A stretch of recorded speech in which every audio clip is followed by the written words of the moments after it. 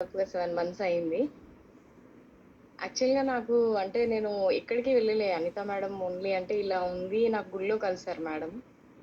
ఇలా నాకు చాలా హెల్త్ ప్రాబ్లమ్స్ వస్తున్నాయి ఏంటో అని అదే మనం గుడిలో పంతులకి చూయించడానికి వెళ్తాం గదా! అలా వెళ్ళాను. మేడం అక్కడ నా పక్కనే కూర్చున్నారు. మేడం ఇంకా సరే నా నంబర్ తీసుకోండి. మీకిలా కమ్యూనిటీ ఉంటుందని చెప్పారు. సరే తర్వాత మేడం కాల్ చేశారు. కానీ నేనింకా ఒక 2 వీక్స్ వరకు నేను కొంచెం బిజీగా ఉంటే నేనసలు ఆన్సర్ చేయలేదు. తర్వాత ఒకరోజు నేను లీవ్ అంటే హాలిడే రోజు ఇంట్లో ఉన్నాను. అయితే నేనే కాల్ చేశాను. అయితే మీకో లింక్ పంపిస్తాను. టైంకి చేశారు. ఇది చూడండి అని చెప్పి పంపించారు. ఇంకా ఆ రోజు ఎక్స్‌పీరియన్సెస్ అన్నీ విన్నాను. అప్పటికి నాకేంటంటే కాలు లిగమెంట్ ఫ్రాక్చర్ అయింది. అది మొత్తం వాచే ఉండేది మేడం ఎప్పుడు నాకు. అసలు ఏం పని నించొని వంట చేద్దాము అనంటే ఈ మైగ్రేన్ హెడేక్ ఒకటుండేది. అదొకటుండేది. చాలా 2 ఇయర్స్ బ్యాక్ మా హస్బెండ్ ఎక్స్‌పైర్ అయ్యారు.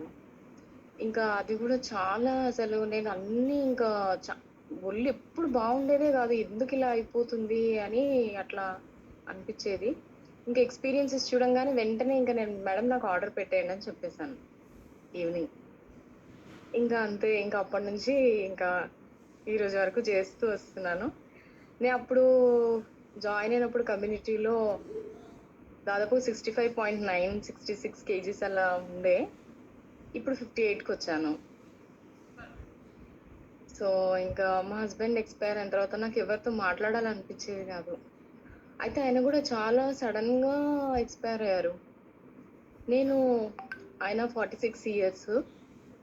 నేను అప్పుడు 42. నేను ఆఫీస్ నుంచి వచ్చేసరికి ఇంకా తను అలా ఎక్స్‌పైర్ అయిపోయారు. ఇంకా చాలా తనకి డిస్క్ ప్రోలాప్స్ సర్జరీ అయింది. కొంచెం అలా ప్రాబ్లమ్‌గానే ఉండేది హెల్త్.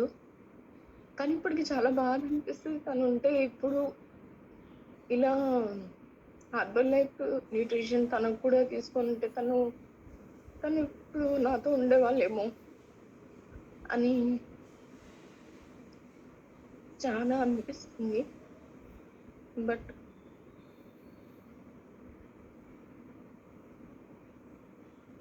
ఖచ్చితంగా madam, we're very sorry for your loss. Yes, నిజంగా మేడం లాగా చాలా మంది బాధపడుతూ ఉన్నారు మన ఫ్యామిలీలో. ట్రై ఒక్కసారి మనం ఎందుకు ట్రై చేయకూడదు అన్న ఆలోచన కనుక మనం చేయగలిగితే నిజంగా హెల్ప్ అవుతుంది. ఇప్పుడు మేడం అనుకున్నట్టు మేబీ అంటే తనకు సాటిస్ఫాక్షన్ అయినా ఉండేది కదా. ఓకే, ఇది కూడా నేను ట్రై చేశాను. చేయలేనప్పుడు మనం ఏం చేయలేము, కానీ ట్రై చేసింటే ఈరోజు మనసులో ఆ ఫీలింగ్ ఉండేది. అరే ట్రై చేశాను అవ్వలేదని. ఈరోజు ఇది ముందు నాకు తెలిసింటే బాగుండు, ఏమో సర్వైవ్ చేసుకోగలిగేటోళ్ళమేమో అని ఒక ఆశ అనేది వచ్చేది. But Rachitha madam don't worry, ఇప్పుడు ఇంకా మనం life has to be move on, right? కానీ అంత బాగున్నాడు మేడం. పొద్దున తను నన్ను డ్రాప్ చేసేవాడు. నేను బస్ స్టాప్ దగ్గర డ్రాప్ చేసేవాడు. మళ్ళీ నన్ను పికప్ చేసుకోవడానికి వస్తాడని నేను బస్ స్టాప్ వెయిట్ చేస్తున్నా సాయంత్రం. ఇంకా నాకు ఫోనొచ్చింది.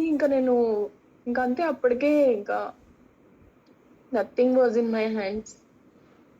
అసలెందుకలా మార్నింగ్ ఎంత మంచిగున్నాడు ఏంటో ఇప్పటికి గూడా నేను ఆ టైంకి వెళ్లి ఆలోచిస్తే అసలు ఏంటి అన్నది నాకేం అర్థం గాదు.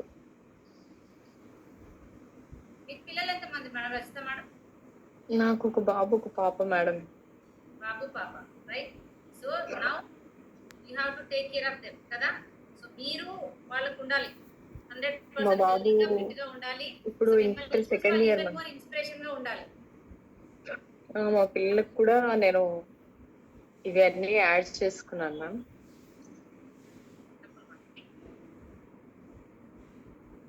బాబు వెరీ ఇంటర్ సెకండ్ ఇయర్, పాప 10th స్టాండర్డ్ ఇప్పుడు. 100% మీరు ఇంకా ది బెస్ట్ మదర్ అవుతారు. వాళ్ళకి ఇంకా మంచిగా